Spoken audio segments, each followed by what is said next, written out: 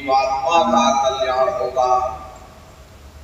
इन सभी प्रश्नों की जानकारी आपको सत्संग के माध्यम से प्राप्त होगी। इसलिए प्रेमी भाई बहनों, जो भी आज आपको सुनाई जाए, एक एक वचन को बड़े ध्यान के साथ सुनिएगा और समझने की कोशिश करिएगा। प्रेमी भाई बहनों, यह मनुष्य शरीर हम लोगों को बड़े सौभाग्य से प्राप्त हुआ। ये जीवन बहुत अनमोल है। उस परम पिता परमात्मा ने हमको यह जीवन केवल इसीलिए दिया है ताकि हम जीते जी उस प्रभु की भक्ति करके अपना कल्याण करा सकें। ये 5 तत्वों का पुतला, ये पंच भौतिक शरीर हम लोगों को एक निश्चित समय के लिए मिला हुआ। एक निश्चित समय को हम आप नहीं जानते हैं, किंतु जिसका ये मकान है, जिसका ये शरीर है, वो अवश्य ही जानता है। और समय पूरा हो जाने पर मकान मालिक जबरदस्ती इस मकान को खाली करवा देगा। उस समय न जमीन जायदाद काम आएगी, ना ये धन संपत्ति काम आएगी। जीवात्मा को निकाल करके इस शरीर से बाहर कर दिया जाएगा। ये शरीर हमारा आत्मा यही जमीन पर गिर पड़ेगा, क्योंकि जीवात्मा के निकल जाने के बाद में ये शरीर सिर्फ एक माटी का पुतला है, उससे ज्यादा कुछ भी नहीं। आप इस पुतले को ले जाकर शमशान भूमि पर जला करके राख कर दोगे, हमारा आपका नाम, हमारी आपकी जात और बिरादरी उसी शमशान भूमि पर जल करके राख हो जाएगी। महात्मा प्रेम से जीवों को समझाते हैं कि भाई मिले नर देह यह तुमको, बनाओ काज कुछ अपना और पचो बतिया इस जग में, जानियो रैन का सुना। प्रेमी भाई बहनों, जैसे रात में हम लोग स्वप्न देखते हैं, हालांकि उस समय पर हमें स्वप्न सच मालूम पड़ता है, असली प्रतीत मालूम होता है। लेकिन जब हम लोग सुबह उठते हैं, जब हमारी आंखें खुलती हैं, तब हमें होश आता कि नहीं भाई, हम तो स्वप्न देख रहे थे, ये सब भ्रम है। ठीक उसी प्रकार से ये दुनिया भी 10-20-100 साल का स्वप्न है। अब आप कहोगे हम जाग रहे, परंतु प्रेमी भाई बहनों, ऐसा हरगिज़ नहीं है। जिस दिन मौत का वक्त आएगा, हम आप रोएंगे, हाय हाय करके चिल्लाएंगे कि हाय, हमने सारी जिंदगी यूं ही स्वप्न में गुजार दी, जागने का समय तो अभी आया था, जो कुछ करना था भी करना था। लेकिन प्रेमी भाई बहनों, अब पछताए हो क्या जब चिड़िया चुग गई खेत। महात्मा प्रेम से जीवों को समझाते हैं कि भाई देह और ग्रह सब झूठा, धर्म में काहे को खपना। ये घर बार हमारा अपना नहीं, ये पराया देश है, ये सराय खाना है, ये मुसाफिर खाना है। ये शरीर भी तुम्हारा अपना नहीं, ये भी काल का पिंजरा है, किराए का मकान है, पराया मकान है। किसी को 40-50 साल के लिए मिला, किसी को 80-90-100 साल के लिए मिल गया। जितने जितने श्वास उस मालिक ने बख्शे हैं, उसे भुगतने के बाद में हमें शरीर को यही छोड़ जाना। श्वास दुधारा नित ही जारी, एक दिन खाली चाम। प्रेमी भाई बहनों, एक तालाब पानी से चाहे कितना भी क्यों ना भरा हो, आप एक छोटी सी नाली काट कर खोल दीजिए, तालाब में छोटा सा छेद कर दीजिए, तो सारा पानी ही तालाब से बाहर निकल जाएगा। ठीक उसी प्रकार से हमारा ये शरीर भी श्वासों का भंडार है।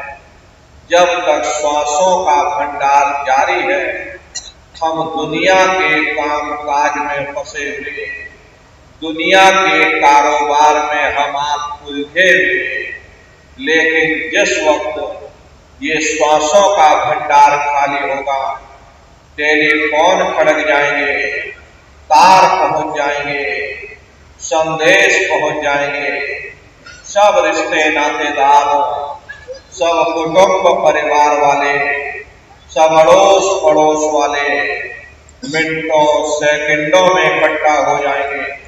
प्रेमी भाई बहनों, जिस शरीर से तुम इतना प्रेम किया करते थे, उसे कोई एक रात भी घर में रखने को तैयार नहीं होता।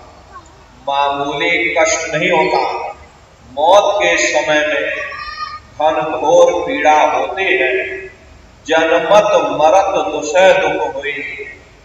सहजो बाई ने बयान किया कि सहजो मौत आईया, अंग अंग दिया तोड़, और दिया जरे छाती पटे, उठे पीर घनघोर।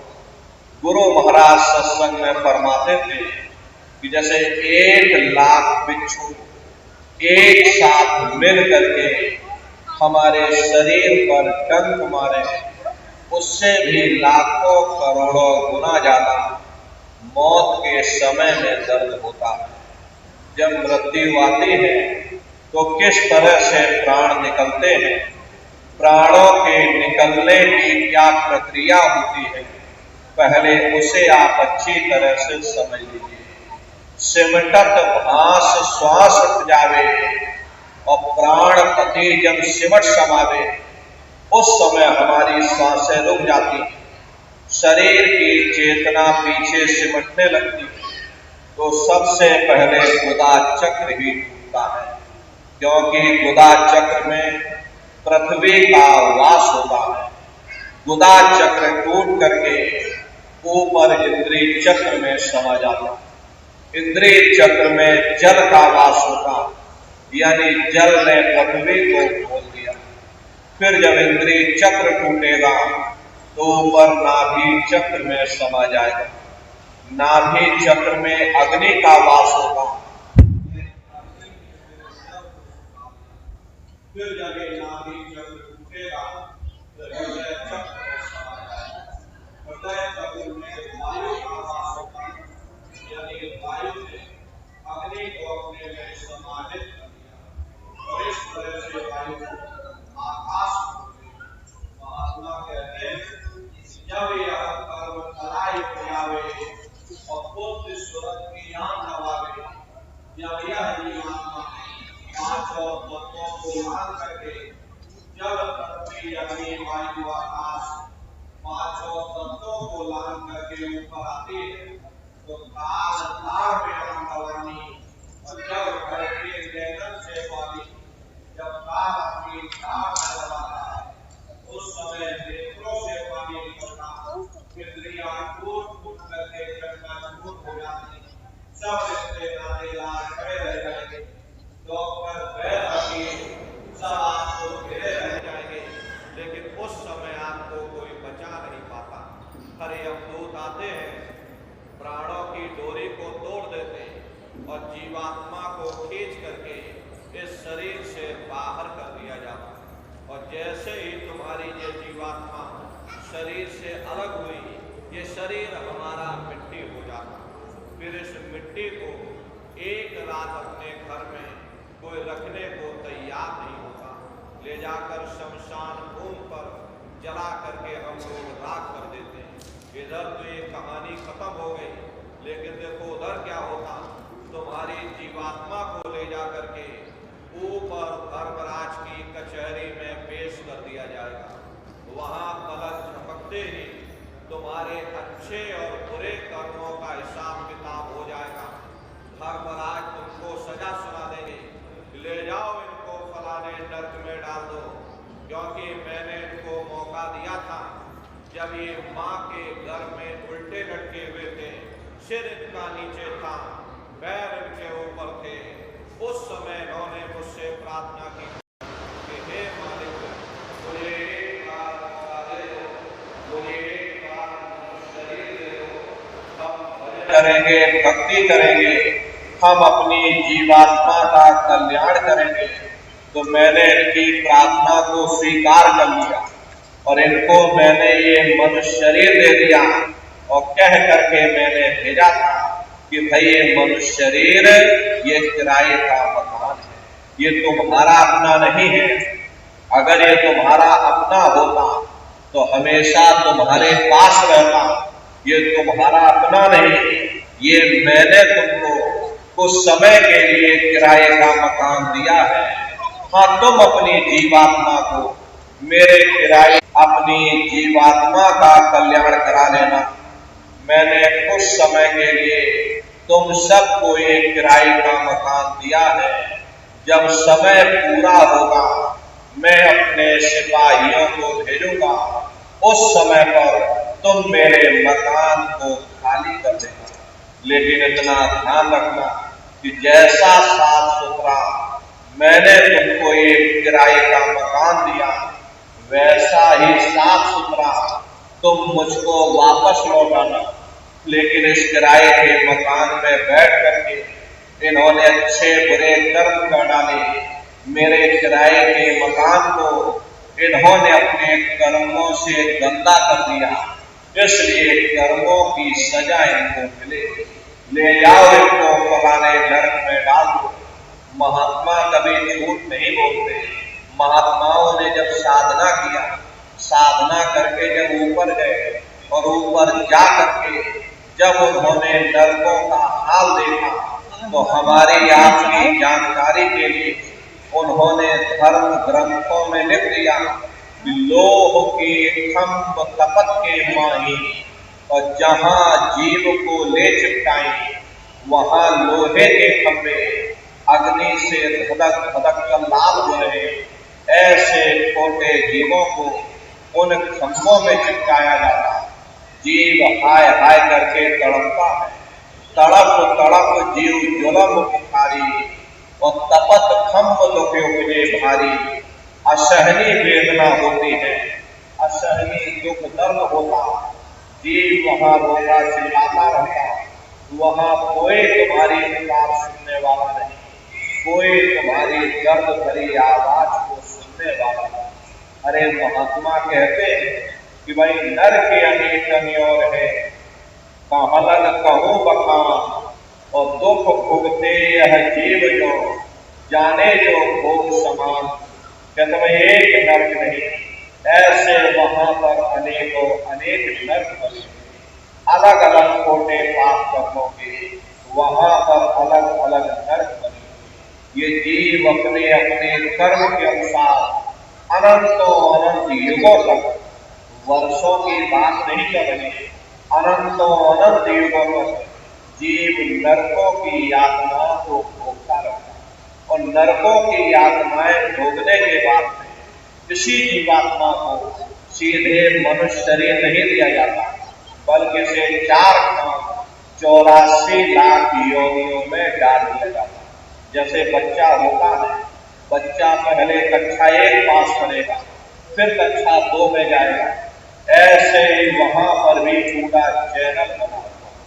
नरकों की यातनाओं को भोगने के बाद में इन्हीं जीवों को 4, 5, 84 लाख योनियों में डाल दिया जाता है। प्रेमी भाई बहनों, ये 4 लाख योनियां, ये कोई मामूली योनियां नहीं होती। 4 का मतलब होता है अंडज, पिंडज, उपमज, स्थावर। ये 4 खाने होते। पहली श्रेणी पेड़ पौधों की आती है जिनके अंदर पानी का तत्व मौजूद होता है। कभी भी मनुष्य हुआ करते थे, लेकिन आज अपने कर्मों का भोग पा रहे, एक जगह पर बेचारे पड़े।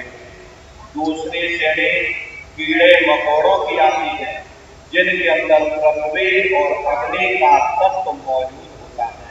तीसरी श्रेणी पंछियों की आती है। चौथी चौपाए जानवरों की आती है। और 5वीं स्वयं इंसान की आती है जिसके अंदर 5 तत्व जल, पृथ्वी, अग्नि, वायु, आकाश 5 तत्व मौजूद होते हैं। प्रेमी भाई बहनों, ये 4 खाने हैं, इनकी अलग अलग कुल 84 लाख योनियां होती हैं। अब आप पेड़ पौधों को देखें तो आम का पेड़ अलग है, केले का पेड़ अलग है, नारियल का पेड़ अलग है। ऐसे ही अलग अलग प्रजातियों के कीड़े मकोड़े, अलग अलग प्रजातियों के पशु पंछी, कुल मिलाकर 84 लाख योनियां हैं। हम दुनिया के जीव नरकों की यातनाओं को भोगने के बाद में इन्हीं 84 लाख योनियों में डाल दिए जाते हैं। मामूली कष्ट नहीं होता। अरे हमको आपको गर्मी लग गई तो हम लोग छाया में आ गए, सर्दी लग गई तो कंबल रजाई ओढ़ लिया, भूख लग गई तो रोटी खा ली, बीमार हो गए तो अस्पतालों में चले गए, अपना अपना इलाज करवा लिया। लेकिन देखो जानवरों को, क्या गर्मी, क्या सर्दी, क्या बरसात, एक एक रोटी के टुकड़े के लिए बेचारे दर भटकते रहते।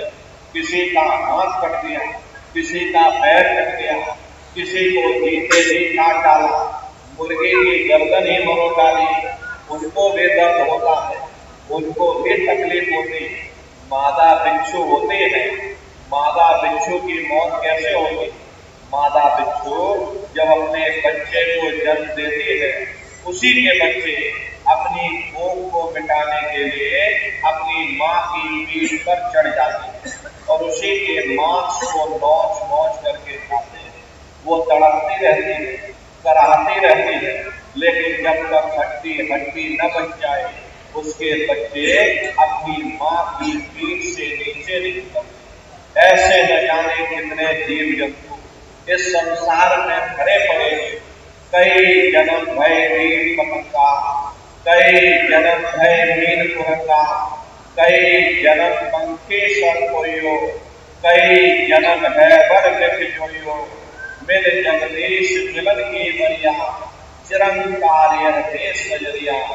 करोड़ों करोड़ युगों से हम आप नरकों की यातनाओं को भोगने के बाद में फिर कभी कीड़े पतंगों की योनि में, कभी पेड़ पौधों की योनि में, तो कभी पशु और पंछियों की योनि में भटका खा रहे। प्रेमी भाई बहनों, 84 लाख योनियों की सबसे जो आखिरी योनि होती है वो गाय और बैल की योनि होती है। गाय स्त्री का रूप लेती है और बैल पुरुष का रूप लेते हैं। ये 84 लाख योनियों की सबसे आखिरी योनि, यानी कि अंतिम पायदान होता है। उसके बाद तब जाकर के हम लोगों को दोबारा फिर से मनुष्य शरीर प्राप्त होता है। इसीलिए संतों महात्माओं ने इस पंच भौतिक शरीर को सच्चा हरि मंदिर कहकर याद किया। बड़े भाग्य मानुष तन पाया, कोट जन्म जब भटका पाया, कोटान कोट जन्म जन्मांतरों तक अलग अलग योनियों में भटकने के बाद में तब बड़े सौभाग्य से हम लोगों को ये मनुष्य शरीर प्राप्त हुआ। बड़े से बड़े देवी देवता भी इस मनुष्य शरीर को पाने के लिए तरसते हैं, क्योंकि उन नरकों से, उन 84 से निकलने का केवल एक ही रास्ता है, वह केवल मनुष्य का शरीर है। इसी मनुष्य रूपी मंदिर में बैठ करके हम उस परमात्मा की भक्ति कर सकते हैं। इसीलिए संतों महात्माओं ने इस पंच भौतिक शरीर को सच्चा हरि मंदिर कहकर याद किया कि हरि मंदिर यह शरीर है और ज्ञान रतन प्रकट हुए, ये असली हरि मंदिर है। वो परमात्मा जब ही मिलेगा जिसे हरि मंदिर के अंदर मिलेगा। इसे पंच भौतिक शरीर को ईसा मसीह साहब ने टेम्पल ऑफ लिविंग गॉड यानी जिंदा ईश्वर का मंदिर कहा। इसे पंच भौतिक शरीर को मुसलमान फकीरों ने कुदरती काबा कहकर याद किया। इसे पंच भौतिक शरीर को गुरु नानक साहब ने नर नारायणी देह कहकर याद किया। ये वो देह है जिसमें नारायण स्वयं विराजमान। वो नारायण जब भी मिलेंगे तो मैं तुम्हारे अंदर मिलेंगे। यही कबीर साहब ने लिखा कि जो तिल माही तेल है, जो चकमक में आग और तेरा साई तुझ में और जाग सके तो जाग। जिस तरह से तिल में तेल होता है, पत्थर में अग्नि होती है, ठीक उसी तरह से वो मालिक हरेक के घट घट में, हरेक के वजूद के अंदर बैठा हुआ। यही आपकी धर्म पुस्तकों में भी लिखा है, कर मोको का घूड़े रे बंदे, मैं तो तेरे पास में और ना तीरथ में ना मूरत में, मैं तो हूँ विश्वास में। ना मैं तीरथ में मिलूंगा, ना मैं मूरत में मिलूंगा, ना मैं अन्य किसी कर्म कांड में मिलूंगा, ना मैं ग्रंथों में मिलूंगा, ना मैं पोथियों में मिलूंगा, ना मैं किताबों में मिलूंगा। चाहे सारी उम्र बैठ करके तुम अखंड रामायण पढ़ते रहो, अरे मैं जब भी मिलूंगा तो मैं तुम्हारे अंदर मिलूंगा।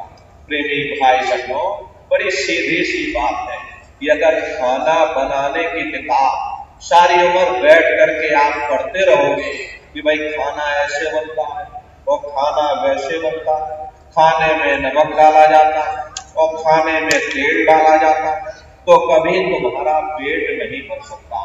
जब तक आप खाना बनाओगे नहीं, उसे स्वयं खाओगे नहीं, कभी तुम्हारा पेट नहीं भर सकता।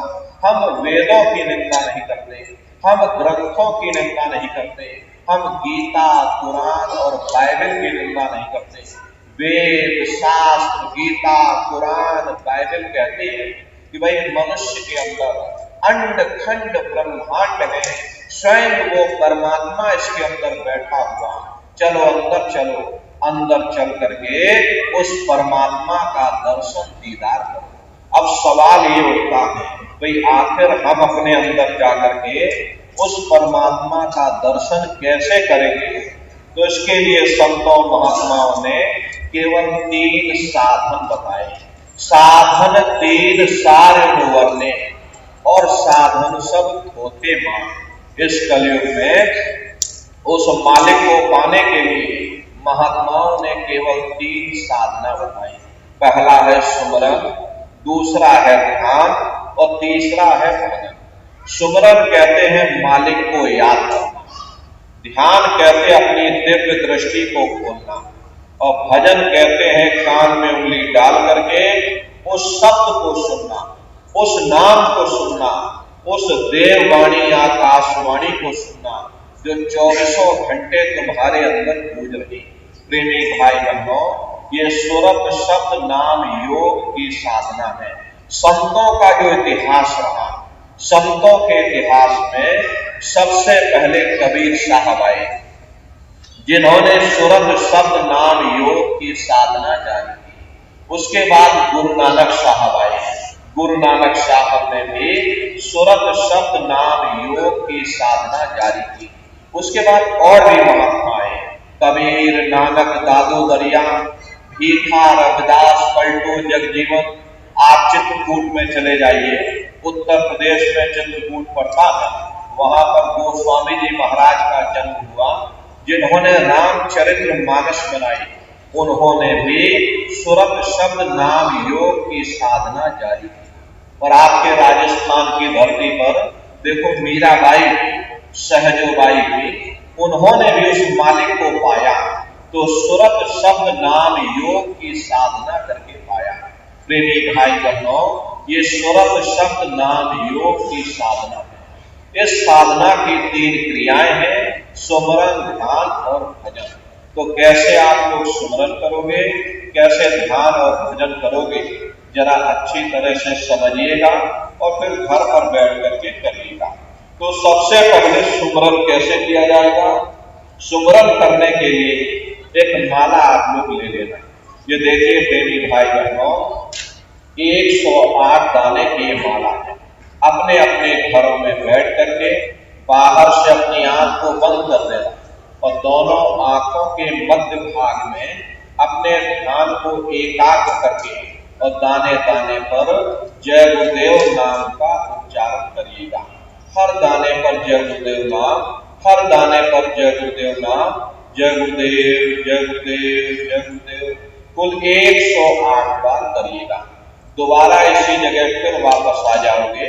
जब आप जय गुरुदेव नाम का उच्चारण करोगे तो दोनों आंखों के मध्य भाग में अपने ध्यान को एकाग्र करके और दाने दाने पर जय गुरुदेव नाम का उच्चारण करिएगा। जिसको आप याद कर रहे हो, एक समय ऐसा आएगा वो अंतर में तुम्हारे सामने प्रकट हो जाएगा। उसके स्वरूप को देख लेना, फिर उसी के स्वरूप को याद करके जय गुरुदेव नाम का स्मरण सभी नए प्रेमी भाई बहन करिएगा। दूसरी बार फिर यहीं से जय गुरुदेव नाम का स्मरण, तीसरी बार फिर यहीं से जय गुरुदेव नाम का स्मरण, इस तरह से कुल 8 बार जय गुरुदेव नाम का स्मरण सभी नए प्रेमी भाई बहन करिएगा। 8 बार करने के बाद ये माला आप रख देना। प्रेमी भाई बहनों, ये जय गुरुदेव नाम किसी साधारण इंसान का नाम नहीं है, ये स्वयं उस अनामी महाप्रभु का नाम है। समय समय पर संत महात्मा अपने अपने समय पर आकर के अपनी साधना के द्वारा उस मालिक के नाम को जगाते हैं, उस मालिक के नाम को सिद्ध करते हैं। जैसे कबीर साहब आए, उन्होंने साहिब नाम सिद्ध किया। गुरु नानक साहब आए, उन्होंने वाहिगुरु नाम सिद्ध किया। गोस्वामी जी महाराज आए, उन्होंने राम नाम सिद्ध किया। मीराबाई आई, उन्होंने गिरधर नाम सिद्ध किया। इसी तरह से हमारे गुरु महाराज जय गुरुदेव नाम सिद्ध करके गए। जय गुरुदेव नाम का जहाज लगा कर गए। अगर एक जहाज पर सारी दुनिया बैठेगी, ये जहाज सारी दुनिया को पार करेगा। एक है, साथ है, सब सब है, और सब साथ है, सब जाए। इसलिए पहले अपने गुरु की उंगली पकड़ लो, क्योंकि गुरु तुम्हारा सच्चा रहबर है। गुरु गोविंदो खड़े ताके लागू पाए, और बलिहारी गुरु आपने जिन गोविंद लियो बताई। महिमा उन्हीं की है जिन्होंने गोविंद को लखा दिया।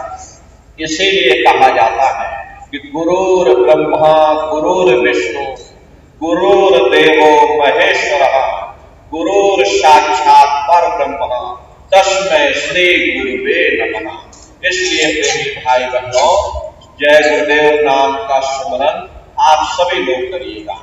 सुमरन करने के बाद में फिर आप ध्यान पर बैठिएगा। दूसरा है ध्यान, और ध्यान कहते हैं अपनी दृष्टि को एकाग्र करना, अपनी दिव्य दृष्टि को खोलना। तो कैसे आप लोग ध्यान करोगे, जरा अच्छी तरह से समझ लीजिए। अपने अपने घरों में पलथी मार करके आप लोग बैठ जाइएगा। शरीर को टाइट मत करना। बहुत से लोग क्या करते हैं कि ध्यान के समय अपने शरीर को बिल्कुल टाइट कर देते हैं। यदि आप अपने शरीर को टाइट कर दोगे तो ये शरीर आपका थक जाएगा और फिर शरीर ढीला पड़ जाएगा। इसलिए पहले से ही अपने शरीर को बिल्कुल ढीला छोड़ देना।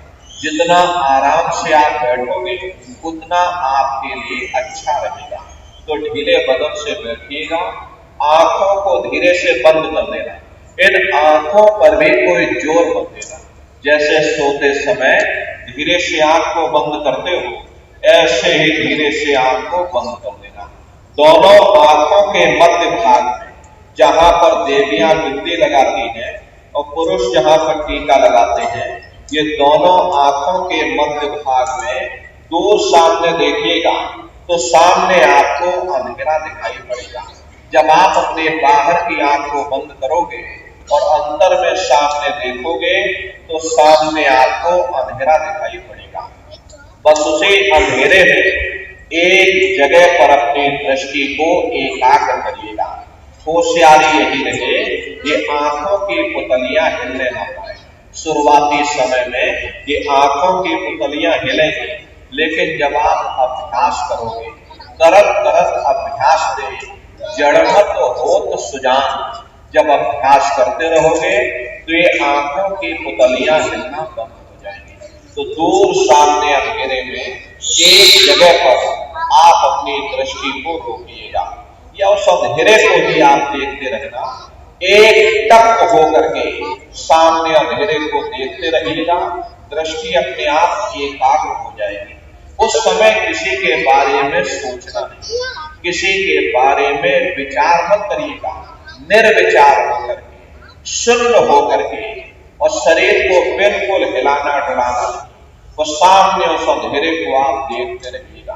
देखते देखते देखते देखते आपकी दृष्टि अंधेरे में एकाग्र हो जाएगी, और जैसे ही आपकी दृष्टि सामने अंधेरे में एकाग्र होगी तो सुई की नोक के बराबर काले में भी काला बिंदु, बड़ा चमकीला बिंदु होगा, तारे की तरह चमचम चमचम चमकेगा, वो सामने आपको दिखाई पड़ जाएगा।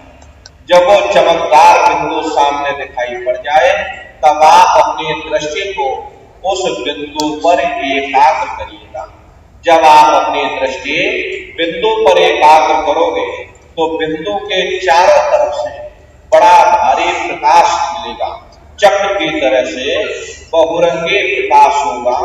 वो प्रकाश धीरे धीरे बड़ा होता चला जाएगा। साधक इतना मोहित हो जाता है कि बिंदु को तो छोड़ देता है और दाएं बाएं प्रकाश को देखने में लग जाता है। जब आप दाएं बाएं प्रकाश को देखने में लग जाओगे, क्योंकि प्रकाश उस बिंदु से निकल रहा और आपने बिंदु को छोड़ दिया, प्रकाश को देखने में लग गए, तो प्रकाश भी गायब हो जाएगा, वो बिंदु भी गायब हो जाएगा, फिर अंदर में अंधेरा छा जाएगा, फिर आपको उतनी मेहनत करनी पड़ेगी। इसलिए दाएं बाएं बिल्कुल मत देखिएगा। आपका निशाना उस बिंदु पर टिका रहे जिसमें से वो प्रकाश निकल रहा। वही बिंदु दरवाजा है, वही बिंदु खिड़की है। जब एक टक होकर के आप उस बिंदु को देखते रहोगे तो वो बिंदु फट जाएगा, वो दरवाजा खुल जाएगा, ये शिव नेत्र खुल जाएगा, ये दिव्य दृष्टि खुल जाएगी और आप दरवाजे के अंदर दाखिल हो जाओगे। एक बार प्रेमी भाई बहनों ये दिव्य दृष्टि खुल जाए, फिर क्या भूत, क्या भविष्य और क्या वर्तमान, कोई भेद आपसे गुप्त नहीं रहेगा। लाखों वर्ष पहले क्या हुआ था, भविष्य में क्या होने वाला है, आप बैठ करके ध्यान में सब कुछ देख सकते हो। तो यह है ध्यान करने का तरीका। और तीसरा है भजन। गाने बजाने का नाम भजन नहीं, नाच गाना ढोल मजीरा का नाम भजन नहीं। भजन कहते हैं उस रूहानी आवाज को सुनना, उस शब्द को सुनना, उस नाम को सुनना, उस देववाणी आकाशवाणी को सुनना जो 24 घंटे तुम्हारे अंदर गूंज रही है। कैसे भजन करोगे जरा अच्छी तरह से समझ। ये दोनों उंगली कानों में डाल करके ये कानों को बंद कर देना। कान इसीलिए बंद किए जाते हैं ताकि बाहर की कोई आवाज हमको सुनाई न पड़े। अपनी सुविधा के अनुसार बैठिएगा। कुर्सी पर चाहे कुर्सी पर बैठ जाओ, सोफे पर चाहे सोफे पर बैठ जाओ, या कोई तकिया इस तरह से रख लेना, दोनों कोहनी यहाँ रख करके दोनों उंगली कानों में डाल करके ये कानों को बंद कर लेना। बहुत सी हमारी माताएं बहनें बूढ़े बुजुर्ग हैं, आपके घुटनों में दर्द होता है या रीढ़ की हड्डी में दर्द होता, आप बैठ करके भजन नहीं कर पाते हो तो आप लेट करके भजन करिएगा।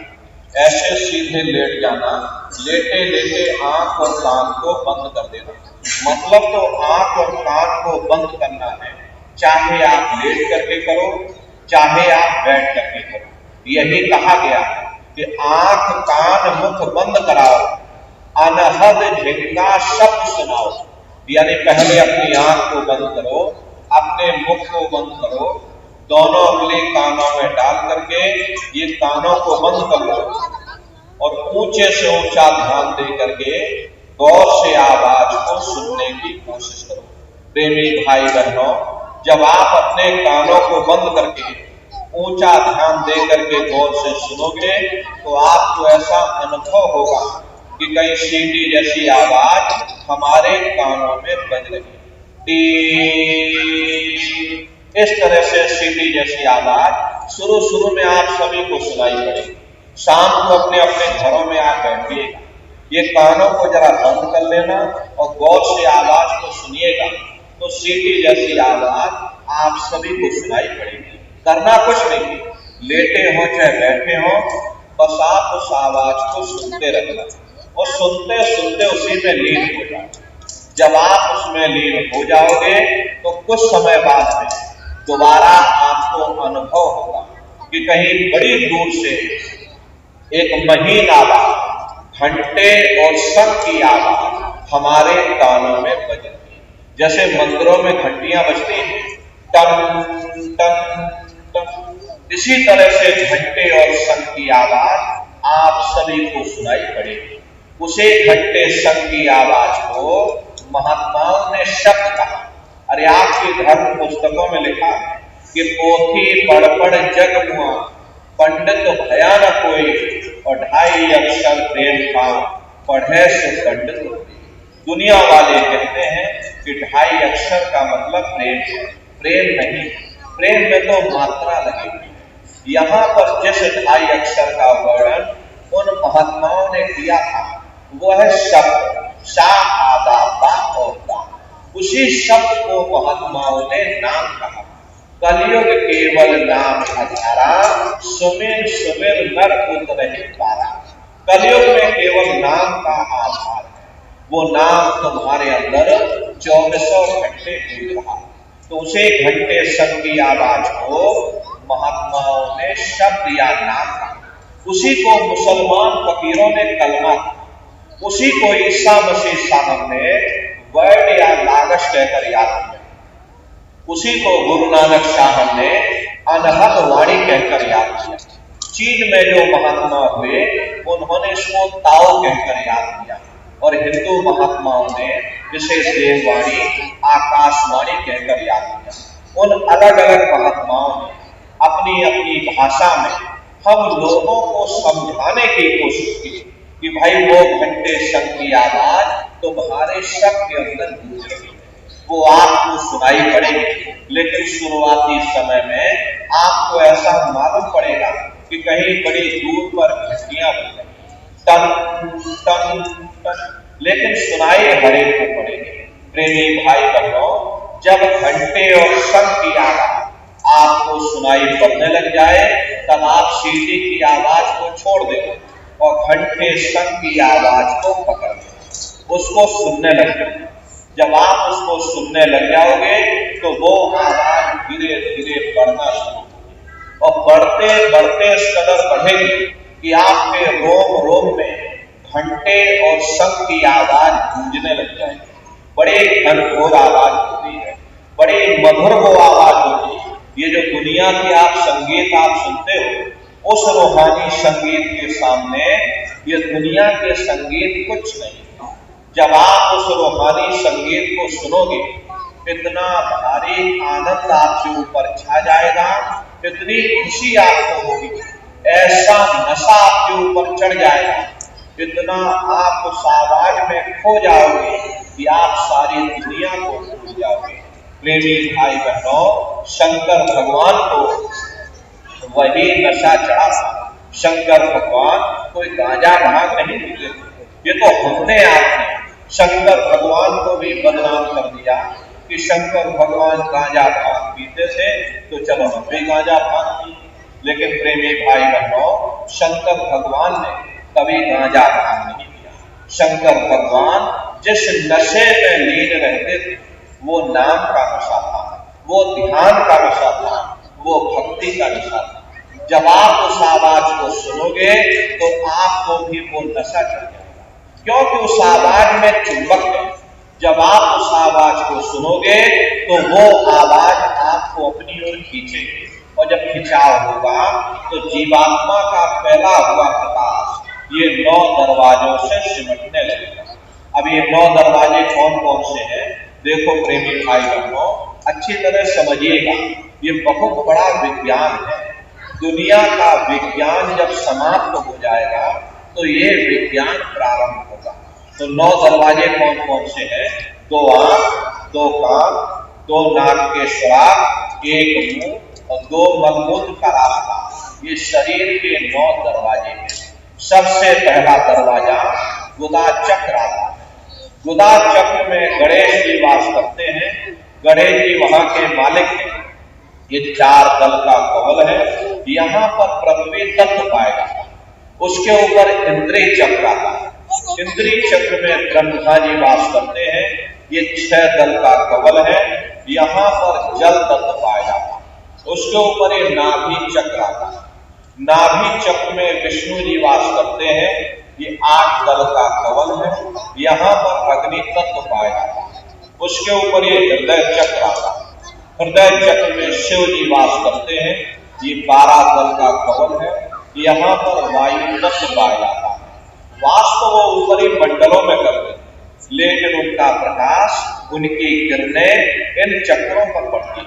उसी के ऊपर एक कंठ चक्र आता है। यहाँ पर आद्या महाशक्ति की किरणें पड़ती हैं। ये 16 दल का कवच है। और आप सबसे ऊपर, तुम्हारी जीवात्मा सबसे ऊपर दोनों आंखों के मध्य भाग में बैठी है, जहां पर देवियां बिंदी लगाती हैं और पुरुष यहाँ पर टीका लगाते हैं। ये बिंदी और टीका यहाँ पर हम लोग इसीलिए लगाते हैं क्योंकि यहीं पर हमारी जीवात्मा बैठी है, उसका श्रृंगार किया जाता है।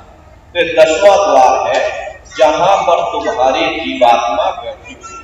इसी 10वें दरवाजे पर बैठ करके जीवात्मा अपने प्रकाश को 9 दरवाजों में फैलाती है, जिससे आपका ये शरीर चलता, आपके हाथ और आपके पैर चलते हैं। जब आप भजन करोगे और घंटे शंख की आवाज को सुनोगे तो उस आवाज में चुंबक, वो आवाज आपको अपनी ओर खींचेगी, और जब खिंचाव होगा तो जीवात्मा का फैला हुआ प्रकाश 9 दरवाजों से सिमट करके यही 10वें दरवाजे पर इकट्ठा हुआ। और जैसे ही यहाँ पर इकट्ठा हुआ, तुरंत शब्द जीवात्मा को खींच करके इस शरीर से बाहर कर देगा। फिर आप अपनी आंखों से देखिएगा कि हमारा शरीर ये है और हम ये हैं। आप अपने शरीर से अलग हो जाओगे। जैसे चिड़िया होती है, चिड़िया घोंसले से निकल करके आसमानों की उड़ान भरती है और शाम को फिर अपने घोंसले में आ जाती है। ऐसे ही तुम्हारी जीवात्मा इस शरीर रूपी घोंसले से निकल करके और ब्रह्मांडों की सैर करेगी, देवी देवताओं के दर्शन करेगी, राम और कृष्ण के दर्शन करेगी और घूम करके फिर अपने शरीर रूपी घोंसले में वापस चली आएगी।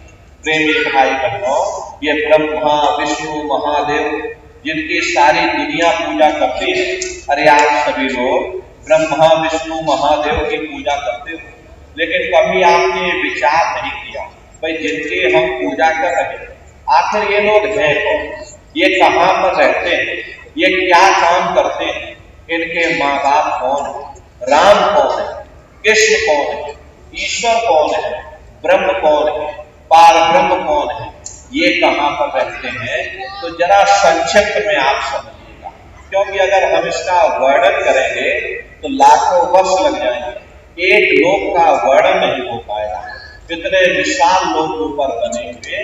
लेकिन संक्षिप्त में आपको हम बता रहे हैं कि किन किन मंडलों को पार करते हुए तुम्हारी ये जीवात्मा अपने 5वें मंडल पर यानी कि सचखंड में पहुंचेगी। प्रेमी भाई बहनों, जब आप भजन करोगे और घंटे शंख की आवाज को पकड़ करके जब आप शरीर रूपी घोंसले से बाहर निकल जाओगे तो उसी घंटे शंख की आवाज को पकड़कर ये जीवात्मा फिर ब्रह्मांडों की सैर करती है। इस सूरज चांद सितारों को पार करने के बाद सबसे पहले जो आपको लोक मिलेगा उसे महात्माओं ने शिवलोक कहा। शिवलोक तमोगुणी स्थान है, वहां के मालिक शिव जी हैं, वो पार्वती जी के साथ उस लोक में विराजमान। शिव जी का दर्शन करने के विष्णु लोक वो सतोगुणी स्थान है, वहां के मालिक विष्णु जी हैं, उनका बड़ा मनमोहक स्वरूप है। उनकी 4 भुजाएं हैं और चारों भुजाओं में शंख, गदा, पद्म और चक्र सुशोभित है। और आप क्षीर सागर में लक्ष्मी जी के साथ विराजमान है। ये तीनों देवता ब्रह्मा, विष्णु और महादेव अपने अपने लोक में बैठ करके राज कर रहे हैं। एक रचयिता है जो जीवों को रचता है, एक पालनहार है जो जीवों को पालता है, और एक संहार करता है जो जीवों को नष्ट कर देता है। इनकी जो माता है वो आद्या महाशक्ति है। ब्रह्मा, विष्णु, महादेव लोक के ऊपर वो आद्या महाशक्ति का लोक आता है। और उसी लोक को पार करने के बाद सबसे पहला देश पड़ता है, या यूं कह लीजिए कि पहली राजधानी पड़ती है, जिसे महात्माओं ने सहस दल कवर कहा।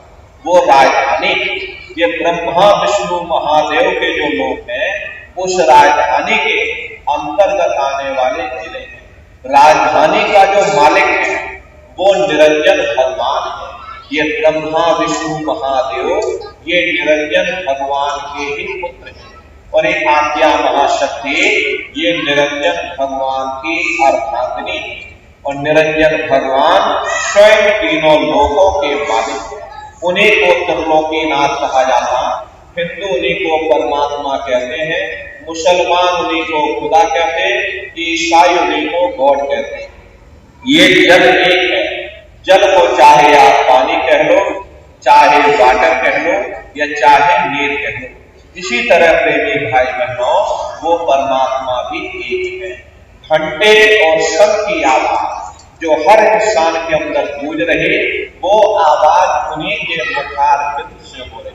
निरंजन भगवान का जो स्वरूप है वो ज्योतिष स्वरूप है।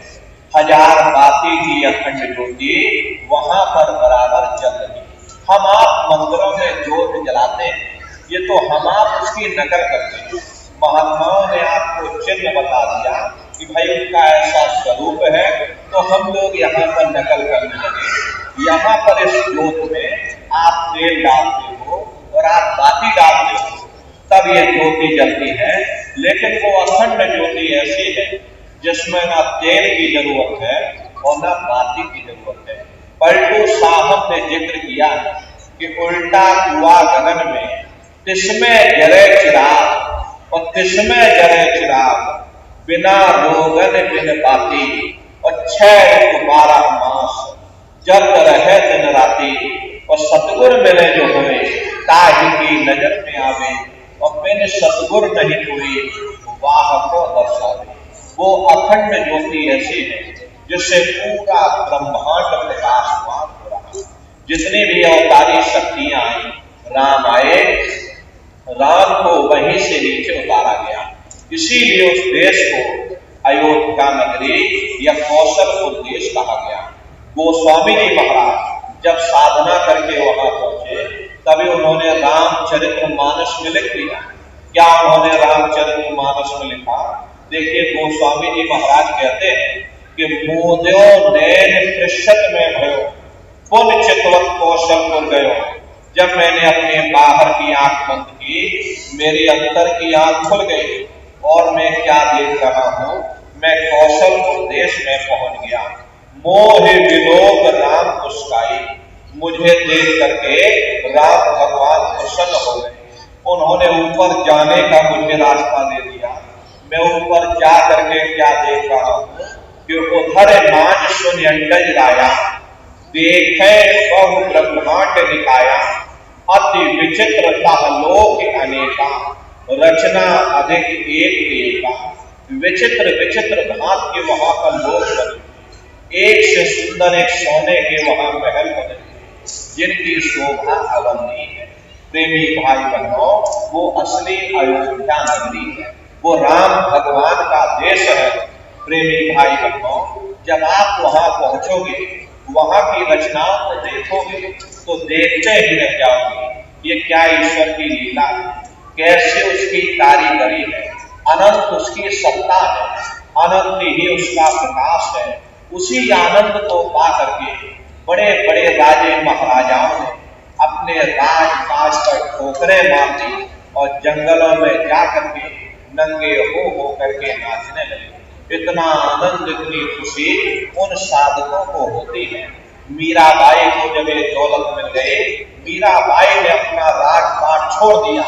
मीराबाई कहने लगी कि मैं मिल जाए पाए पीवकना, तब मेरी मीर बुझानी, और मीरा सुरंग शब्द सहलानी। प्रेमी भाई बहनों, कबीर साहब को जब ये दौलत मिल गई और अन्य महात्माओं को जब ये दौलत मिल गई, तो वहां पर चल करके जब उन्होंने देखा, वहां की रचनाओं को जब देखा, तो उन्होंने कलम तोड़ करके लिख दिया कि अचरज देखा भारी साधु, अचरज देखा भारी रे, और बिना बजाए निश्चित बाजे, घंटा संत नगारी रे, पहरा सुन सुन मस्त होते हैं, तन की खबर विसारी रे, और बिन भूमि के महल बना है, पामे ज्योति उजारी रे, अंधा देख देख सुख पावे, और बात बतावे सारी रे, और जीता मरकर फिर जी जावे, बिन भोजन बलधारी रे, और ब्रह्मानंद संत जन बिरला, कोई समझे बात हमारी रे। प्रेमी भाई बहनों, वो राम भगवान का देश है, वो असली अयोध्या नगरी है। राम जी का दर्शन करने के बाद फिर तुम्हारी एक जीवात्मा दूसरे मंडल के शब्द को पकड़ करके दूसरे मंडल की चढ़ाई करेगी। श्याम तज श्वेत को गहना, सुरत को तान पुर सुनना, और पंख के द्वार फंस बैठो, और त्रिपुटी जाय कर लेना। उसी के ऊपर दूसरा देश आता है जिसे महात्माओं ने त्रिपुटी देश कहा। वहां के जो मालिक हैं वो ब्रह्म है, वहीं से मन और माया की उत्पत्ति हुई, वहीं से तेज गुण, रजोगुण, तमोगुण, सतोगुण, तीनों गुणों की उत्पत्ति वहीं से हुई। ये जो आपके वेद है, वेदों को सारी दुनिया पढ़ती है, वेदों की भी उत्पत्ति उसी स्थान से हुई है। महात्मा कहते हैं कि त्रिपुटी महल में विद्या सारा, घन हर गरजे बजे नगारा, और लाल वरन सूरज उजियारा। वहां पर दो थे, बादलों की गर्जन और मृदंग की आवाज उस लोक में गूंजती रहती है। जैसे पहले स्थान पर राम भगवान के देश में घंटे और शंख की आवाज गूंजती है, ऐसे ही दूसरे मंडल पर यानी कि ब्रह्म के देश में बादलों की गर्जन और मृदंग वहां तक बजता रहता है। ओम का जाप बराबर वहां होता रहता है। ब्रह्म का जो स्वरूप है लाल वरन सूरज उजियारा, ये सूरज कुछ नहीं है। ऐसे लाखों लाख सूर्य इकट्ठे करोगे तो वहां का एक सूर्य बनेगा। प्रेमी भाई बहनों, ब्रह्म का जो स्वरूप है वो सुबह के लाल सूर्य के समान है, इसीलिए वहां का पूरा ब्रह्मांड लाल है। जहां तक आपकी निगाह जाएगी ब्रह्म देश में चारों तरफ आपको लाल ही लाल नजर आएगा। महात्मा जब साधना करके वहां पहुंचे, तभी महात्माओं ने लिख दिया कि लाली मेरे लाल की, और जित देखो तो लाल, और लाली देखकर मैं गई और मैं भी हो गई लाल। वो पूरा ब्रह्मांड ही लाल है। जितने साधक वहां पहुंच जाते हैं उन सभी को योगेश्वर कहा जाता है। जैसे व्यास जी वे, वशिष्ठ जी वे, वाल्मीकि वे, इन सब की पहुंच वहीं तक थी। इसीलिए कहा गया कि वाल्मीकि भय ब्रह्म समाना। जब इनकी जीवात्मा वहां पहुंची और जब इन्होंने ब्रह्म का दर्शन किया तो इनका स्वरूप भी ब्रह्म के समान यानी कि ब्रह्म स्वरूप हो गया। तो जितने साधक वहां पहुंच जाते हैं उन सभी को योगेश्वर कहा जाता है। योगेश्वर भगवान श्री कृष्ण उसी देश में वास करते हैं। ये जो ब्रह्म देश है वो श्री कृष्ण भगवान का ही देश है, और श्री कृष्ण भगवान वहीं पर रहते हैं। ये बाहर की जन्माष्टमी नहीं है जो आप लोग यहाँ पर मनाते हो, ये तो आप नकल करते हो। महात्माओं ने कहा भाई सही मायने में तुम जन्माष्टमी कब मनाओ, जब तुम्हारी ये जीवात्मा 5 तत्व जल पृथ्वी अग्नि वायु आकाश और 3 गुण रजोगुण तमोगुण सतोगुण 5 तत्व और 3 गुणों से परे होकर के ब्रह्म देश में पहुंच करके जब कृष्ण भगवान का दर्शन कर लोगे तब सही मायने में जन्म अष्टमी मनाई जाएगी। वहां कृष्ण भगवान का दर्शन करने के बाद फिर तुम्हारी ये जीवात्मा तीसरे मंडल के शब्द को पकड़ करके तीसरे मंडल की चढ़ाई करती है। आगे पहुंची सुन घंटा ररंकार धनुष्यनी पुकार, आगे श्वेत सुंद है भाई और मान सरोवर बैठ। उसी के ऊपर तीसरा देश आता है जिसे महात्माओं ने सुंद देश कहा, उसी को रारक देश कहा जाता, उसी को अच्छम और नेति कहा जाता। वहां के जो मालिक हैं वो रारक पुरुष यानी कि वहां किमरी और सारंगी दो धुने उस लोक में गूंजती रहती है। अपार ब्रह्म पुरुष का जो स्वरूप है वो पूर्णमासी के चंद्रमा के समान बड़ा ही मनमोहक स्वरूप है। इसी स्थान पर प्रेमी भाई बहनों एक बहुत बड़ा अमृत का सरोवर बना है जिसे महात्माओं ने मान सरोवर कहा। जब तुम्हारी ये जीवात्मा उस मान सरोवर में स्नान कर लेगी तो जन्म जन्मांतरों के मैले पाप कर्म साफ हो जाएंगे। यहाँ के पानी से तुम्हारे कर्मों की सफाई नहीं होने वाली। ये बाहर का पानी तुम्हारे शरीर के मैल को धो सकता है, लेकिन जो पापों का मैल है, जो अंतःकरण में कर्मों की गंदगी जमा है, वो जब साफ होगी जब आप तीसरे मंडल पर पहुंच करके उस गंगा में डुबकी लगाओगे। उसमें स्नान करने के बाद ये जीवात्मा हंस रूप हो जाती है। हंसन मिले हंसा हो जाए, मिले जो अमीर आहारा है। जीवात्मा का खुद का प्रकाश उस अमृत के सरोवर में स्नान करने के बाद 16 सूर्य के बराबर हो जाता। तब फिर यही जीवात्मा चौथे मंडल के शब्द को पकड़ करके चौथे मंडल की चढ़ाई करती है। 2 पर्वत के संग निहारो खबर रुपाते सब पुकारो। 2 पर्वतों को पार करने के बाद वो बड़ा सुंदर देश आता जिसे महात्माओं ने खबर रूपा कहा। वहां के जो मालिक हैं वो सोहन पुरुष है और सोहन पुरुष का दर्शन करने के बाद ताके परे धाम सतनामा और 20 बजे सतलोक ठिकाना। सोहन देश के ऊपर वो 5वां देश आता है जिसे महात्माओं ने सचखंड देश कहा। वो सचखंड देश अजर अमर अविनाशी सदा एक रस रखने वाला देश है। वहां न काल है न कर्म है, न दुख है न संताप है, न पुण्य है न पाप। जो जीवात्माएं वहां पहुंच जाती हमेशा के लिए जन्म मरण के बंधनों से आजाद हो जाती। वहां के जो मालिक हैं वो सत्पुरुष भगवान हैं जिनके रोग रोग खरबों खरब सूरज चांद सितारे प्रकाश। वही हमारे आपके सच्चे मालिक हैं, वही हमारे आपके सच्चे पिता हैं। हमको आपको वहीं से नीचे उतारा गया, फिर शब्द को पकड़ करके शब्द शब्द पौड़ी पर चढ़कर और पहुंचो सचखंड सतना। शब्द की सीढ़ी हर मंजिल पर लगा रहे। शब्द कब पकड़ में आएगा जब आप भजन करोगे। और भजन कैसे किया जाएगा जरा अच्छी तरह से समझ लो। ये आंख और कान को बंद करिएगा लेकिन मन को रोकिएगा। ऐसे समय पर तुम्हारा ये मन जरूर भागेगा। अभी आप देखो यहाँ सत्संग में बैठे हो, शरीर तुम्हारा यहाँ बैठा है लेकिन मन आपका सारी दुनिया में भाग। किसी को पानी पीने जाना है, ये मन पानी पीने पहुंच गया। कोई बाल बच्चों को घर में छोड़कर आया, मन बाल बच्चों में पहुंच गया। कोई दुकान दफ्तर छोड़ करके आया, मन दुकान दफ्तर में पहुंच गया।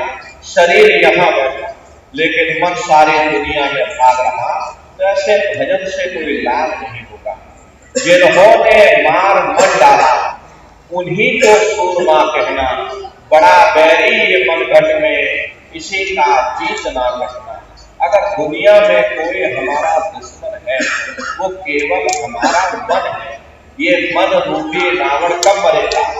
जब 9 द्वारों पर फतेह हासिल करके तुम यहाँ 10वें द्वार पर चढ़ जाओगे, तब सही मायने में दशहरा मनाई जाएगी। ये बाहर की दशहरा नहीं जो लकड़ी का रावण बना देते हो और खूब फाक करके घर चले आते कहते भाई हमने रावण मार दिया। महात्माओं ने कहा भाई सही मायने में तुम दशहरा कब मनाओगे? जब 9 द्वारों पर फतेह हासिल करके तुम यहाँ 10वें द्वार पर चढ़ जाओगे, तब सही मायने में विजयदशमी मनाई जाएगी। तब ये मन रूपी रावण तुम्हारा मरेगा। तब तुम्हारी जीवात्मा, इसी जीवात्मा को महात्माओं ने राम भी कहा। अरे आपकी धर्म पुस्तकों में लिखा है कि एक राम दशरथ का बेटा, एक राम घट घट में लेटा, एक राम का सकल पसारा, एक राम है सबसे न्यारा। एक वो राम है जो अयोध्या के वासी, और एक राम घट घट में लेटे, यानी हमारी आपकी जीवात्मा जो हर एक के अंदर मौजूद है। महात्माओं ने कहा भाई एक वो राम और एक राम का सकल पसारा, यानी पहले स्थान के मालिक वो निरंजन भगवान, जिनको दुनिया त्रिलोकीनाथ कहती है, जिनका ये पूरा पसारा पूरा संसार है। महात्माओं ने कहा भाई वो राम और एक राम है सबसे न्यारा, 5वें स्थान के मालिक वो सतपुरुष भगवान जो हमारे आपके सच्चे पिता हैं। महात्माओं ने कहा भाई वो राम। तो महात्मा तो उस राम की महिमा गाते हैं। मोटी बात आप पकड़िए कि भजन कैसे करोगे, तो ये आंख और कान को बंद कर देना, ध्यान दे करके सुनना। शुरू में सीधी जैसी आवाज आपको सुनाई पड़ेगी, उसे आप पकड़ लेना, सुनते रहना। कुछ समय बाद में दोबारा आपको अनुभव होगा कि कहीं बड़ी दूर से एक महीन आवाज, घंटे और शंख की आवाज हमारे कानों में बज रही। जब घंटे शंख की आवाज आपको सुनाई पड़ने लग जाए, तब आप सीटी की आवाज को छोड़ देना और घंटे शंख की आवाज को पकड़ लेना। एक बार प्रेमी भाई बहनों, आप उस आवाज को पकड़ लो, फिर वो आवाज आपको नहीं छोड़े, खींच करके शरीर से बाहर कर दे। फिर रोज आना, रोज जाना, रोज ब्रह्मांडों की सैर करना, रोज देवी देवताओं के दर्शन करना, रोज राम और कृष्ण के दर्शन करना, और घूम करके फिर अपने शरीर रूपी घोंसले में वापस आना। तो सुमरन, ध्यान और भजन 3 क्रियाएं आपको बताई गई। तो रास्ता सच्चा है, आप करोगे, आपको अनुभव होगा, दिखाई भी देगा और सुनाई भी पड़ेगा। लेकिन नित्य नियम से अभ्यास करिएगा, नागा नहीं होना चाहिए। आप शरीर को देखो, भोजन देते हो, सुबह दोपहर शाम खाते हो, लेकिन कभी आपने विचार नहीं किया ये जीवात्मा जो जन्म जन्मांतरों से भूखी प्यासी बैठी है, जिसकी शक्ति से तुम्हारा ये शरीर चल रहा, तो कभी अपनी जीवात्मा को तुमने भोजन नहीं किया। इसका भोजन शब्द है, इसका भोजन नाम है। अपना ये नियम बनाइए कि पहले हम अपनी जीवात्मा को भोजन देंगे, फिर अपने शरीर को भोजन देंगे। अगर ये नियम आपका बन गया तो आपका लोक भी बन जाएगा और आपका परलोक भी बन जाएगा। प्रेमी भाई बहनों, उस मालिक को पाने के लिए तुम्हें घर बार छोड़ने की जरूरत नहीं, तुम्हें समाज छोड़ने की जरूरत नहीं, तुम्हें जात बिरादरी बदलने की जरूरत नहीं। ये जात पात के रगड़े झगड़े ये हमारे अपने नहीं है, ये सिर्फ हमारे मन की खुराफात है। आप सभी लोग बुद्धिमान हो, पढ़े लिखे हो, अपनी अपनी बुद्धि से विचार करिएगा। जब गुरु नानक साहब नहीं आए थे तब कोई सिख नहीं था, जब मोहम्मद साहब नहीं आए थे तब कोई मुसलमान नहीं था, जब ईसा मसीह साहब नहीं आए थे तब कोई ईसाई नहीं। और पीछे लौटते चले जाओ तो केवल मनुष्य ही मनुष्य रह जाता। ये रगड़े झगड़े किसने पैदा किए? ये हमने आपने पैदा किए। अरे कोई भी महात्मा यहाँ पर आकर के न कोई कौम बनाने आता है, न कोई महात्मा यहाँ पर मजहब चलाने आते हैं, न कोई महात्मा यहाँ पर पंथ चलाने आते हैं। और ना ही आप हमारे हाथों में ये डंडे और तलवारें देने के लिए आए। अरे आपको सच्चा मार्ग, सनातन मार्ग समझाने के लिए इस धरा भूमि पर शरीर रूप में अवतरित होते हैं। इसीलिए महात्मा समझाते हैं, भाई जाति पाति पूछे नहीं कोई, तो हरि का भजन सो हरि का भजन। लोग यहाँ जात पात बनाते बनाते यही रह गए, लेकिन प्रेमी भाई बहनों, जब तुम्हारी ये जीवात्मा इस मनुष्य रूपी चोले को छोड़ करके ऊपर धर्मराज के दरबार में पहुंचेगी, वहां न तुमसे ये पूछा जाएगा कि भाई तुम किस जाति के हो, तुम किस कौम के हो, या तुम किस मजहब के हो, तुम हिंदू हो या मुसलमान, तुम हिंदुस्तान से आए या तुम पाकिस्तान से आए। अरे वहां तुम्हारे कर्म देखे जाएंगे, भक्ति भाव देखा जाएगा, मालिक से मिलने का प्रेम और प्यार देखा जाएगा। इसीलिए महात्मा समझाते हैं, वे मालिक को पाने के लिए तुम्हें जात बिरादरी नहीं बदलनी है, तुम्हें समाज नहीं छोड़ना, तुम्हें घर परिवार नहीं छोड़ना, तुम्हें बाल बच्चे नहीं छोड़ने, तुम्हें साधु सन्यासी और बाबा नहीं बनना। अरे भाई तुम अपने अपने घर परिवार में रहो, अपने अपने बाल बच्चों के साथ रहो, अपने अपने समाज में रहो, समाज की रीत रीत के अनुसार रहो, मेहनत और ईमानदारी से काम करो और 24 घंटे में घंटा 2 घंटा अपनी जीवात्मा के कल्याण के लिए सुरत शब्द नाम की कमाई यानी सुमरन ध्यान और भजन करिएगा। यही दौलत तुम्हारे काम आएगा, बाकी सब यही पड़ा रह जाएगा। सुई की एक लौट ही तुम्हारे साथ में जाने वाली। अरे बड़े बड़े राजे महाराजे आए, सारी जिंदगी उन्होंने ये किला बनाते बनाते गुजार दिया। आज उनके किलों को जाकर देखिए, आज खंडहर बने पड़े थे। विश्व विजेता सिकंदर सारी दुनिया पर राज करने का ख्वाब देखता था, वो भी मुट्ठी खोल करके चला गया। कोई क्या साथ लेकर के जाएगा? जो चीज तुम्हारे साथ में जाने वाली है वो केवल परमात्मा की भक्ति है। इसलिए प्रेमी भाई बहनों, वो दौलत कमा लो जो अंत समय में तुम्हारे काम आए, वरना ये समय तुम्हारा निकलता जाएगा। ये 100 की पूंजी दिन प्रतिदिन कम होती जाएगी। एक समय ऐसा आएगा ये बुलबुला तुम्हारा टूट जाएगा, फिर ना जाने दोबारा ये मनुष्य शरीर तुमको मिले न मिले। अरे भटकते रह जाओगे युगों युगों के लिए नरकों और चौरासियों में। इसलिए प्रेमी भाई बहनों, अहो भाग्य है आपको ये मनुष्य शरीर मिल गया। इस मनुष्य रूपी मंदिर में बैठ करके वो आत्मधन कमा लो, वो रूहानी खजाना कमा लो, जिससे तुम्हारी जीवात्मा का कल्याण हो जाए। तो सुमरन ध्यान और भजन नित्य नियम से आप लोग करिएगा और सभी लोग शाकाहारी रहेंगे, क्योंकि हमारे गुरु महाराज ने शाकाहार पर विशेष जोर दिया। गुरु महाराज हमारे कहते थे कि बच्चे बच्चियों तुम लोग शाकाहारी रहना, शाकाहार का प्रचार करते रहना, इसी से देश और दुनिया में भारी परिवर्तन होगा। प्रेमी भाई बहनों, परिवर्तन कोई कानून बनाने से नहीं होता, परिवर्तन कोई आंदोलन करने से नहीं होता, परिवर्तन कोई तोड़फोड़ करने से नहीं होता। परिवर्तन तब होता है जब लोगों के विचार बदलते हैं, लोगों की भावनाएं बदलती हैं। और विचार जब बदलेंगे जब लोगों का खान पान शुद्ध होगा। देसी कहावत है कि जैसा खाए अन्न वैसा हुए मन। जब इंसान पशुओं की भोजन करेगा तो उसकी बुद्धि स्वतः ही पशुओं जैसी हो जाएगी, सोच विचार उसका चिंतन स्वतः ही पशुओं जैसा हो जाएगा। फिर इस शराब के नशे में माँ बहन बेटी की पहचान खत्म हो जाएगी। उस शराब को पी करके यह कैसे पता चलेगा कि क्या अच्छा और क्या बुरा है? यही कारण है कि आज भर समाज में जो दुनिया भर के अत्याचार और दुनिया भर के व्यभिचार फैले।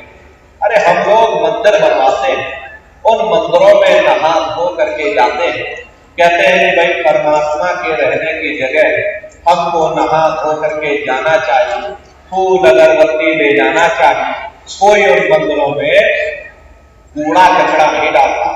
अगर कूड़ा कचरा डालोगे तो आपस में डंडे चल जाएंगे, तलवारें चल जाएंगी।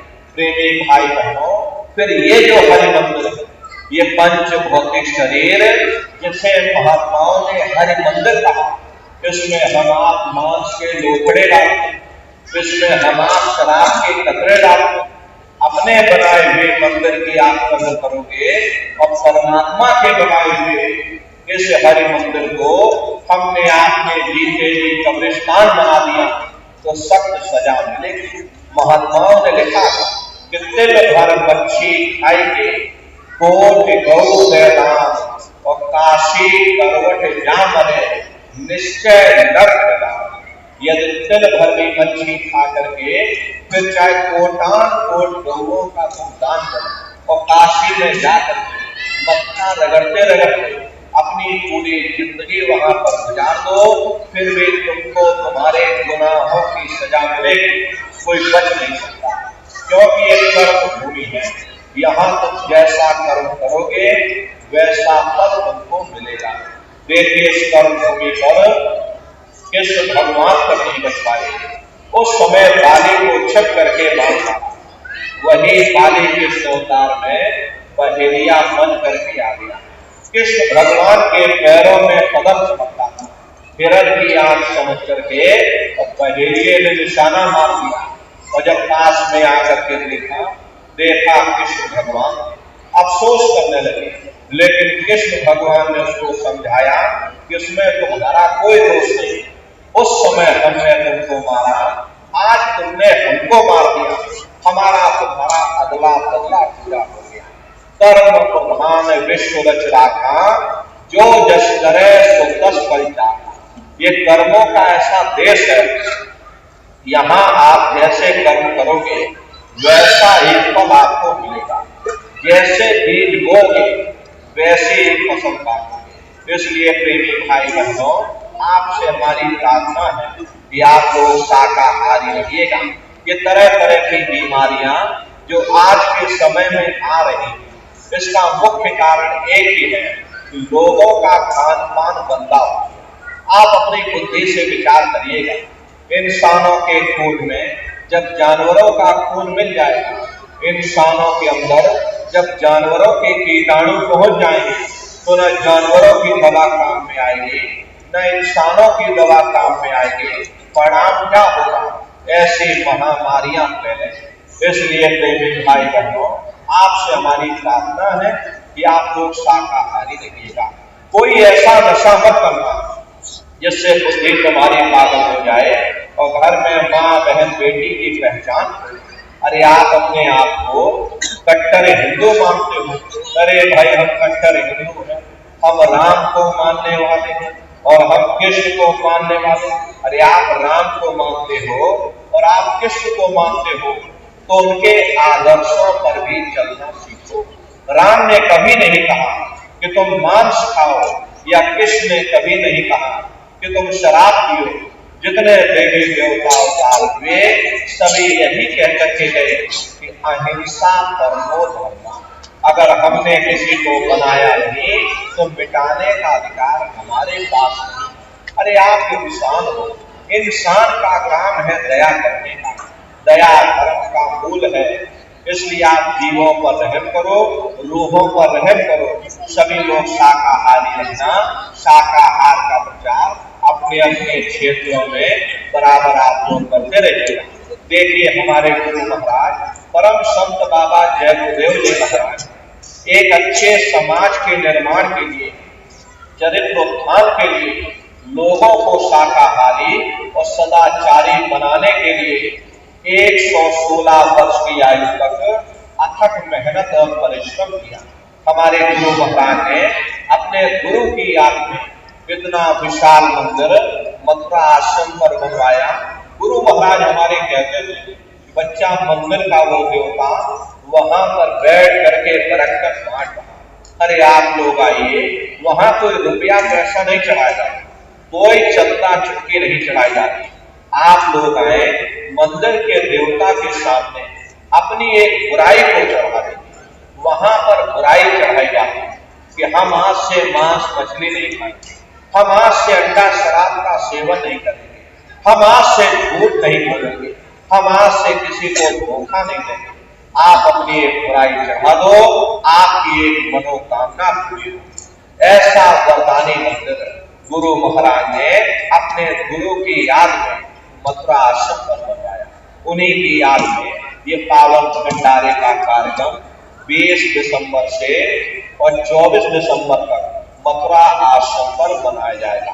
तारीख आप लोग याद रखिएगा, 20 दिसंबर से और 24 दिसंबर तक ये भंडारे का कार्यक्रम होगा। तो आप सभी प्रेमी भाई बहन भंडारे के कार्यक्रम में समय निकाल करके पधारिएगा। प्रेमी भाई बहनों, आपके रहने ठहरने के लिए वहां पर टेंट राउटी डेरे की व्यवस्था की जाती है।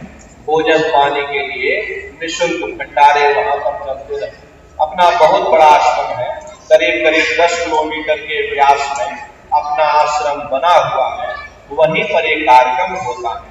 अपने आश्रम पर गुरु महाराज की एक छोटी सी गौशाला भी है। गुरु महाराज के पास में कुल 2 गाय है। 2 गायों का इतना बड़ा परिवार है कि आज के समय में करीब करीब 3000 गाय है और 3000 के ऊपर सांड है। गौशाला अलग है और नंदीशाला अलग है।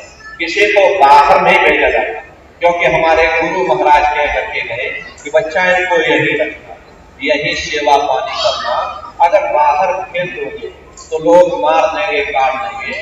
इसीलिए चाहे गाय हो या चाहे बैल हो, हमारे यहाँ किसी को बाहर नहीं भेजा जाता। गायों के लिए अलग से गौशाला है, सांडों के लिए अलग से नंदीशाला बनी है। उसी के बगल में अपना एक बहुत बड़ा विद्यालय है, जिसमें करीब 2,500 से 3,000 बच्चे निःशुल्क विद्यार्जन करते हैं। वहीं बगल में अपना अस्पताल भी है। प्रेमी भाई बहनों, जब आप लोग पधारेंगे तब आपको सब दिखाई पड़ेगा, आपकी नजर में आएगा वो आपका दरबार है, गुरुद्वारा है। जब भी आपको मौका मिले समय निकाल करके यहाँ पर सत्संगी प्रेमी भाई बहन है, आप लोग उनको अपना मोबाइल नंबर नोट करा दीजिएगा। ये लोग आपसे संपर्क करेंगे। बराबर साप्ताहिक या मासिक सत्संग बराबर आप लोगों के बीच में करते रहेंगे। दरबार की सूचना आपको देते रहेंगे और जब भी आपको सूचना मिले समय निकाल करके मथुरा दरबार में पधारिएगा। प्रेमी भाई बहनों, गुरु महाराज के दरबार में आप सभी प्रेमी भाई बहन सपरिवार आमंत्रित हैं। अपने बच्चों को भी साथ में लेकर के आइएगा। हम लोग ये सोचने लगते हैं, अरे बच्चों को क्या करेंगे ले जाकर, ये बच्चे छोटे हैं, इनको घर में रहने दो, इनको पढ़ाई लिखाई करने दो, अभी इनकी पढ़ाई लिखाई की उम्र है। ये सत्संग सुनना, ये भजन करना, ये तो हम लोगों का काम है। इन बच्चों को घर पर पढ़ाई लिखाई करने दो। प्रेमी भाई बहनों, यही पर हम आप धोखा खा जाते हैं। अरे पढ़ाई लिखाई जरूरी है, हम ये बात आपकी मानते हैं कि आज के समय में शिक्षा बहुत जरूरी है। हमको भी गुरु महाराज ने पढ़ाया लिखाया। हमने भी 10वीं की, फिर 12वीं किया, फिर BA किया, फिर LLB किया, LLB करके वकील बने। तो कहने का मतलब ये है कि गुरु महाराज ने हमको भी पढ़ाया लिखाया। लेकिन प्रेमी भाई बहनों, पढ़ाई लिखाई के साथ साथ अच्छे संस्कार भी जरूरी है। और संस्कार कोई MA BA की डिग्री करने से नहीं पड़ता, संस्कार कोई डिप्लोमा करने से नहीं पड़ता। अगर MA BA की डिग्री करने से बच्चों के अंदर संस्कार बढ़ गए होते तो हिंदुस्तान में इतने वृद्धाश्रम न खोले जाते। प्रेमी भाई बहनों, संस्कार पढ़ेंगे महात्माओं के वचनों से, संस्कार पढ़ेंगे सत्संग के माध्यम से। ये बच्चे देश के भविष्य हैं। इन बच्चों के अंदर अच्छे संस्कार डालना ये समय की बहुत बड़ी मांग है। आज के समय में बच्चों के अंदर संस्कारों की कमी देखी जा रही है। वरना पहले के समय में अकेले माँ बाप अपने 4-4 बच्चों को पाल लेते थे, लेकिन आज के समय में वही 4-4 बच्चे, वही MA BA और डिग्री और डिप्लोमा किए हुए बच्चे अपने माँ बाप को रोटी नहीं खिला पाते। शादी हो जाती है, घर परिवार बांट करके रख दिया, जमीन जायदाद बांट करके रख दी, चूल्हा चौका बांट करके रख दिया, यहाँ तक कि माँ बाप को भी बांट करके रख दिया। 10 दिन तुम हमारे घर में छोड़ दो, 10 दिन बाद तुम अपने घर में ले जाओ। प्रेमी भाई बहनों, ये संस्कारों की बहुत बड़ी कमी है। माताओं बहनों, ये बच्चे तुम्हारी धरोहर है, ये बच्चे तुम्हारे जीवन की पूंजी है। अपनी पूंजी को संभाल करके रखिएगा। इन बच्चों को आप बचपन से तैयार करिए, इनको अच्छी शिक्षा देना, इनको अच्छे संस्कार देना, इनको शाकाहारी बनाना, इनको सदाचारी बनाना, इनको चरित्रवान बनाना, और इनको भी तुम राम और कृष्ण बना दो। यही बच्चे बड़े हो करके माँ बाप का नाम रोशन करेंगे, घर और समाज का नाम रोशन करेंगे। इसलिए प्रेमी भाई बहनों, अपने अपने बच्चों के साथ, इष्ट मिष्ट परिवार वालों के साथ आप सभी प्रेमी भाई बहन भंडारे के कार्यक्रम में सपरिवार सादर आमंत्रित हैं। आप लोग पधारिएगा। तो प्रेमी भाई बहनों, सुमरन ध्यान और भजन बराबर आप लोग करते रहिएगा। इतना जान लो प्रेमी भाई बहनों, ये रास्ता बिल्कुल सच्चा है। आप करोगे तो आपको अनुभव होगा, दिखाई भी देगा, सुनाई भी पड़ेगा, आपका लोक भी बन जाएगा और आपका परलोक भी बन जाएगा। इसी के साथ अब हम अपनी वाणी को विराम देते हैं। आप लोगों ने अपना कीमती समय हमको दिया, इसके लिए आप सभी प्रेमी भाई बहनों को बहुत बहुत साधुवाद है। कहने सुनने में यदि हमसे कोई गलती हुई हो, अरे हम तो छोटे हैं, आप सभी लोग हमारी माताएं बहनें बूढ़े बुजुर्ग, हमको छोटा समझ करके आप सभी प्रेमी भाई बहन हमको क्षमा कीजिएगा। बोलो जय गुरुदेव, जय गुरुदेव, जय गुरुदेव, जय गुरुदेव। नाम किसका? प्रभु का पावन नाम। जय गुरुदेव। जय